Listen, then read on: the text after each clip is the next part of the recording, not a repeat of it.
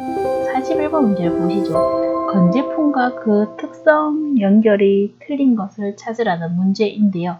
여러분들이 건제품 종류 그리고 그것이 어떤 것을 의미하는지를 알아두시면요 도움이 될 것 같습니다. 먼저 맞는 거는 2, 3, 4는 맞는 것이니까 여러분들 맞게 이어서 기억을 해주시면 되고요. 동건품이 틀렸는데요. 동건품이라고 하는 것은 동, 얼리고 건조한 거거든요. 그래서 동결과 융해를 반복해서 건조한 것입니다. 예를 들자면 황택 같은 것이 그 예가 되겠죠. 그래서 틀린 것은 1번. 다음으로 42번을 보시면요.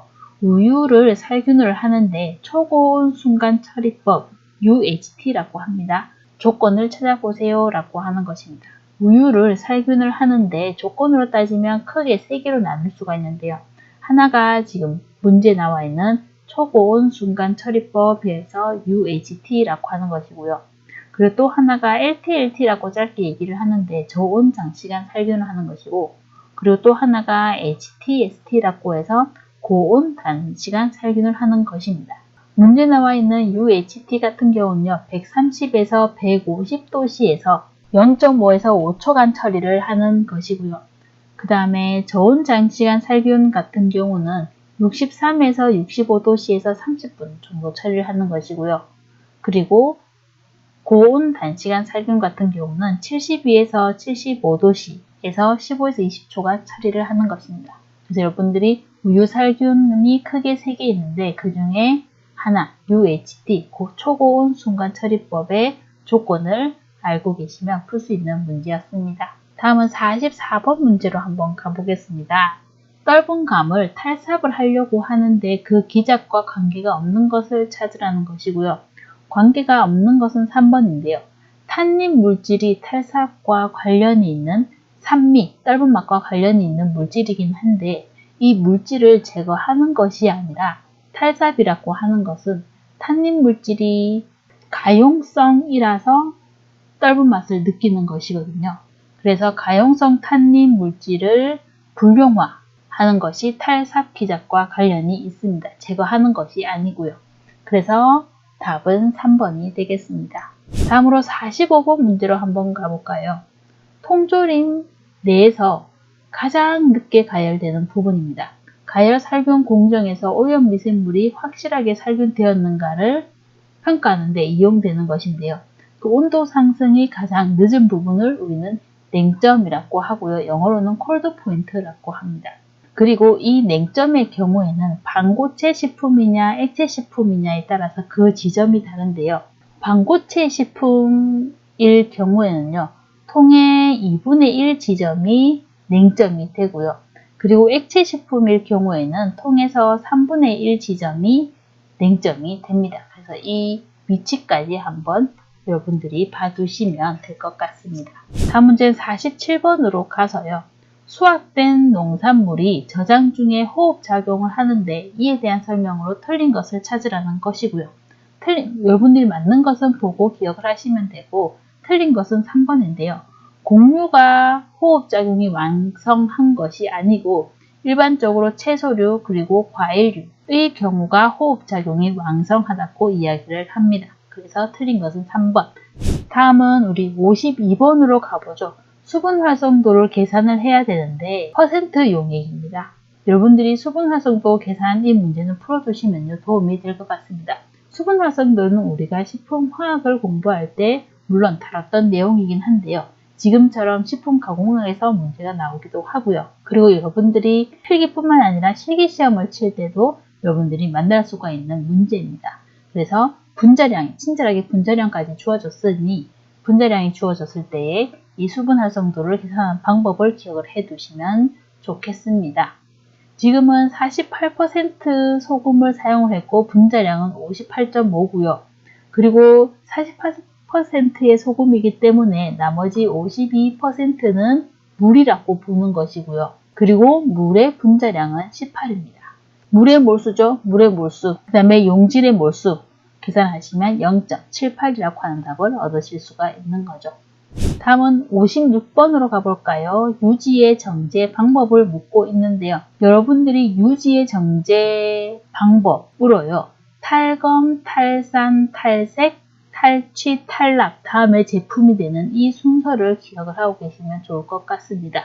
유지정제 방법이 아닌 것은 그럼 2번 탄력이 상관이 없는 것이죠. 다음은요. 2회로 넘어와서요. 우리 42번 문제를 보시죠. 쌀을 고압으로 가열을 하고 급히 분출을 시켜서 팽창시켜서 제조한 것. 쉽게 여러분들 뻥튀기 생각을 하시면 되는데 뻥튀기에 관련된 가공품을 팽화쌀이라고 이야기를 합니다. 파보일드 쌀 같은 경우는요. 벼 자체를 침지하고 전처리 후에 건조해서 탈곡을 하게 되면요. 배아와 겨 속에 있는 영양분이 배유 속으로 들어가게 됩니다. 그래서 영양 손실을 어느 정도 막고 표면도 경화시켜서 저장성을 향상시킬 수 있는 쌀을 우리는 파보일드 라이스, 파보일드 미, 파보일드 쌀이라고 이야기를 하고요. 그 다음에 알파 쌀이라고 하는 것은 쌀 전분을 알파화 시킨 후, 달게 얘기하면 호화를 시킨 후, 밥을 만든 후 급속하게 탈수 건조해서 그 상태로 고정한 것을 우리는 알파 쌀이라고 이야기를 합니다. 문제는 고압 가열 후에 분출시켜서 팽창시켰다. 팽화쌀 찾아주시면 되죠. 다음은 45번을 한번 봐볼까요? 유지에 수소를 첨가를 했는데 그 목적이 무엇이냐라고 하는 것이죠. 유지에 수소를 첨가했는 기름을 우리는 경화유라고 이야기를 합니다. 경화유라고 하는 것은 불포화 지방산의 이중결합이 있는데 이 이중결합을 가진 탄소 원자에 수소 첨가 공정을 하는 것이죠. 무엇을 촉매로? 니켈을 촉매로. 그래서 산화 안정성을 좋게 한 제품을 이야기를 합니다. 이로 인해서 불포화 지방산의 기난 냄새도 없어지고요. 유통기한도 연장되고요. 융점, 녹는점도 상승이 되고요. 그리고 불포화 지방산이 많으면 액체 지방 형태로 많이 걸리고 있는데 이것을 수소 첨가 공정을 해서 단일화, 포화지방산 형태로 만드는 것이거든요. 그래서 포화지방산 형태가 많아지기 때문에 고체 지방량도 증가가 되고요. 물리적 성질을 개선하죠. 액체인 것을 고체화했기 때문에 물리적 성질도 개선을 하고 색깔도 개선하고 냄새 풍미도 개선되고 경화치를 형성하는 장점이 있는데 유리지방산을 제거하는 것과는 상관이 없습니다. 유지에 수소를 첨가하는 공정 자체가요. 그래서 그 주요 목적이 아닌 것은 4번이 되겠죠. 다음은 우리 47번으로 가서요. 고기의 연화제로 많이 쓰이는 효소에 관련된 문제입니다. 효소에 관련된 문제는 화학에서 나올 수도 있고 가공학에서 나올 수도 있고 미생물이나 아니면 생화학 파트에서도 나올 수 있는 문제입니다. 그래서 여러분들이 이런 효소 같은 문제는 한 번씩 나왔을 때 기억을 하고 계시면 조금 도움이 될 것 같습니다. 고기의 연화제로 쓰여야 하니 우리는 단백질 분해 효소가 있어야 되겠고 여기서 단백질 분해와 관련된 효소는 파파야에 함유되어 있는 단백질 분해 요소인 파파인이 그 답이 되겠죠. 리파제 같은 경우는 말 그대로 리피드를 분해하는, 다르게 얘기하면 지방을 분해하는 효소고요. 아밀라제, 아밀레이즈 같은 경우는 전분을 분해하는 효소고요. 그리고 인펄테이즈 같은 경우는 다르게 얘기하면 전화 효소라고도 이야기를 하는데요. 슈크로스, 다르게 이야기하면 설탕을 글루코스와 프락토스로 분해하는 반응을 촉매하는 효소가 인볼테이즈, 전화 효소가 됩니다. 그래서 문제는 고기 연화제 단백질 분해 요소를 찾아보세요 라고 하는 문제였습니다. 다음은 51번으로 가서요. 제면 제조에서 소금을 첨가하는 목적을 물었습니다. 여러분들이 가공학 문제를 푸시면서 이렇게 목적이라고 나오는 문제는 봐두시면 도움이 될 것 같습니다. 목적이 아닌 것은 1번이죠. 미생물에 의한 발효를 촉진하는 거 아니고요. 억제하기 위해서 우리는 소금을 이용을 하게 됩니다. 다음은 53번으로 가서요. 간장이나 된장 등의 장류를 제조를 할 적에 코지라고 하는 것을 사용을 하는데 코지를 사용하는 주대 이유가 무엇이냐라고 하는 문제입니다. 코지라고 하는 것은요. 다르게 얘기하면 국이라고 하거든요. 코지 곰팡이를 번식을 시킨 겁니다. 그러면 코지 곰팡이를 왜 번식시키냐 하면 그 곰팡이를 번식시킴으로 인해서 아밀레이즈나 프로테이즈라고 하는 전분을 분해하는 효소 그리고 단백질을 분해하는 효소의 주요 근원이 되는 거죠. 왜냐하면 단백질이나 전분질을 분해시킬 수 있는 효소 활성이 필요하기 때문이죠. 그래서 코지를 사용하는 주된 이유는 이 효소 활성을 크게 하기 위해서 필요합니다. 그 효소 활성은 단백질이나 전분질을 분해시킬 수 있는 효소 활성. 그래서 답은 1번이 되겠습니다. 다음은 54번 역시 또 효소에 관련된 문제입니다. 전분에서 프락토스를 제조할 때 사용할 수 있는 효소는 무엇이냐라고 물었는데요. 전분을 분해하면 만들 수가 있겠죠. 그래서 3번에 있는 알파 아밀레이즈가 답이 되겠습니다. 1번의 펙틴레이즈 같은 경우는 펙틴을 분해하는 효소고요. 셀룰레이스 같은 경우는 셀룰로스를 분해하는 효소입니다. 그리고 프로테이즈 같은 경우는 단백질을 분해하는 효소입니다. 그래서 여기 전분에서 프락토스를 제조할 때 사용되는 효소는 전분을 분해할 수 있는, 물론 전분의 알파1사 결합을 불규칙하게 분해하는 효소인 알파 아밀레이즈를 여러분들 찾아주시면 되겠죠. 다음은 57번으로 가볼까요? 갈조류를 찾아주세요 라고 하는 문제고요. 여기서 갈조류가 아닌 것은 1번의 김이 됩니다. 김이나 오목과 사리 같은 것은 홍조류에 속하고요. 홍조류에 속하는 것은 김, 오목과 사리, 갈조류에 속하는 것은 톳, 다시마, 미역, 이렇게 구분해서 기억을 해 두시면 좋겠습니다. 다음은 60번으로 가서요. 우유 단백질을 찾으라고 하는 것이고, 대표적인 식품의 단백질 이름은 여러분들이 알고 계시면 풀 수 있는 문제였고요. 여기서 우유의 단백질은 락토알부민이 됩니다. 오브알부민 같은 경우는 계란과 관련된 단백질 이름이고요. 글루테닌 같은 경우는 밀과 관련된 성분이고요. 오리지닌 같은 경우는 쌀과 관련된 것입니다. 다음은 3회로 넘어가서요. 우리 43번 문제를 한번 보겠습니다.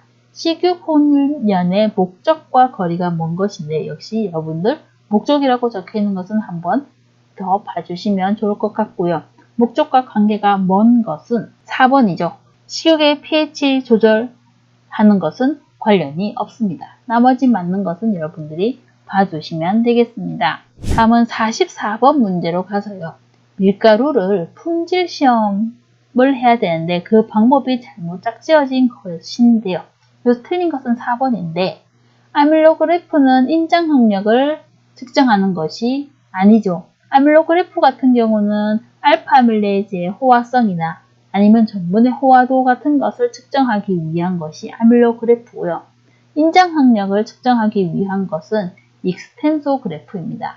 그리고 여러분들이 밀가루 품질 시험에서 나오는 페리노그래프, 그리고 아밀로그래프, 그리고 익스텐소그래프 정도는 어떤 시험을 하기 위한 것인가 라고 짝지어서 기억을 해두시면 문제 푸는데 도움이 될 것 같습니다. 다음은 45번으로 가서요. 재분을 하는데 자력 분리기를 사용한다. 자력 분리기 등으로 이물을 제거하는 공정 단계를 뭐라고 하느냐라고 하는 것입니다. 이물을 제거하는 공정 단계, 우리는 이것을 정선이라고 이야기를 합니다. 이게 한자어기는 한데요. 오히려 영어로 쓰면 좀 더 직관적으로 보이기는 쉽죠. 클리닝 또는 정선이라고 하는 것인데, 주 원료 외에 먼지나 돌이나 쇠 같은 이물질을 제거하는 공정을 우리는 정선이라고 이야기를 하게 됩니다. 다음으로 46번으로 가서요. 상업적 살균법을 가장 잘 설명한 것인데요. 상업적 살균이라고 하는 것은 식품의 품질 유지를 위해서 유통기한을 감안해서 완전히 내가 다 멸균을 해버리겠다 이런 개념이 아니고, 문제가 발생하지 않을 수준으로 식중독균이나 부패, 미생물을 살균하는 방법입니다. 그래서 알맞은 설명은 3번이 되는 거죠. 제품의 유통기한을 감안해서 문제가 발생하지 않을 수준으로 처리하는 부분 살균을 이야기를 하는 것이죠. 완전히 멸균하거나 그런 것이 아니라.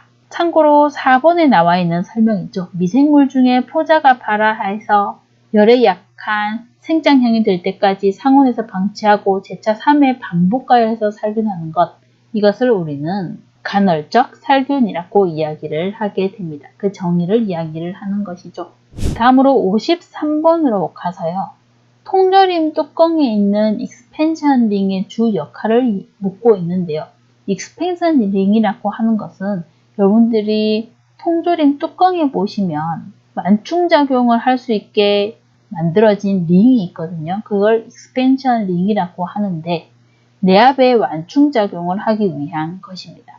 우리가 이 부위를 익스텐션 링이라고 한다 라고 하는 개념을 알고 계시면 풀 수 있는 문제였습니다. 다음으로 54번으로 가서요.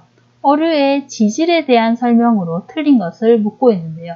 어류에 주로 들어있는 지질은 불포화 지방산이죠. 그래서 어류에 들어있는 DHA나 EPA 같은 경우는 융점이 실온보다 낮죠. 그래서 실온에서는 액체 상태가 됩니다. 융점이라고 하는 것은 녹는 점을 이야기를 하는 거고, 녹는 점이 실온보다 낮기 때문에 실온에서 액체 상태를 유지할 수 있는 것. 그래서 틀린 것은 4번 맞게 고쳐서 여러분들이 기억을 하시면 되고요. 다음은 57번으로 가서요. 경화유를 제조를 하는데 수소를 첨가하는 반응에서 촉매를 뭘 쓰느냐고 묻는 문제고, 촉매는 니켈 촉매를 사용을 하게 됩니다. 경화유라고 하는 것은 불포화 지방산의 이중결합을 가진 탄소 원자에 니켈을 촉매로 수소 첨가를 하게 되는데, 수소 첨가를 하게 되면 이렇게 이중결합이 단일 결합화가 되면서 수소가 첨가가 되는 거죠. 수소 첨가가 되면서 불포화 지방산이 포화 지방산 형태로 되고, 그래서 액체 지방산이 고체 지방화가 되는 것입니다. 그것을 우리는 경화유 제조, 경화 과정이라고 이야기를 하게 되고요. 촉매는 니켈 촉매를 이용을 하게 됩니다. 다음으로 59번 문제를 보시면요. 발효유에 사용되는 스타터를 묻고 있고요. 문제는 단순히 여러 가지 미생물 이름 중에 찾으라고 하는 것이 아니라 단순히 스타터가 어떤 종류냐라고 묻고 있습니다. 그리고 넓은 범위로 물었기 때문에 발효유랑 관련 있는 유산균을 찾아주시면 풀 수 있는 문제였습니다.